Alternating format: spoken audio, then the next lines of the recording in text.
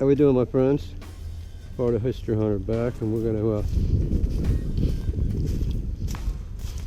cut back into the tree line right here. Right here. Give me a second while I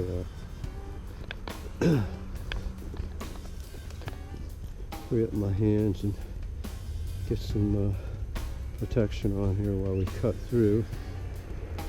So this is a local DeLand site just off of downtown, and most people don't even know that this exists. So there's this little greenway and a hill. You see I'm on a hill right here. You see a large car goes by.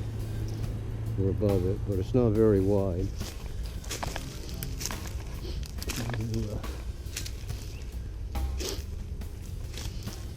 Cut up a little higher into this in a minute.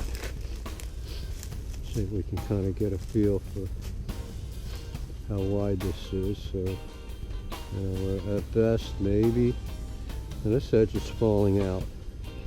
It's got a slope to it, and that slope is because there was a little bit of a curve here. So we're actually standing where the train used to run east of downtown DeLand. And we're up here. This is a hill. You'll see when I get down a little further what's happening and why they did this.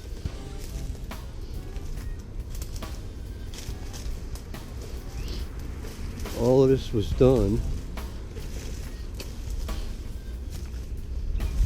to elevate the train back in the day, because the amount of traffic, and there was a passenger train, and there was also a freight trains. Okay, so at this point, well, we're above the they're calling Hayden, but I think it used to be Alabama and Wisconsin, and this was the where the bridge crossed over. There probably would have been a metal bridge right here so that the cars could pass up underneath of it right across this spot right here. We'll cross over to the other side really fast, so we can get a feel of what's actually going on down here now. Now this is called Painter's Pond, and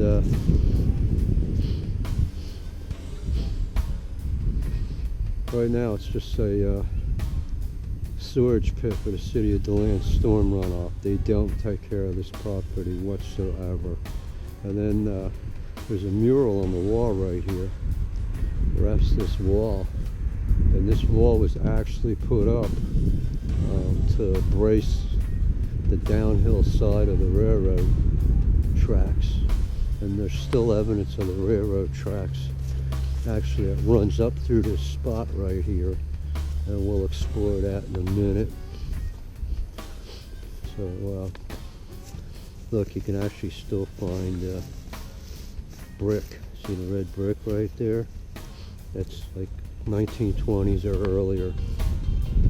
Alright, so now we're on the top of the railroad track again, straight across from the where the bridge crossing was.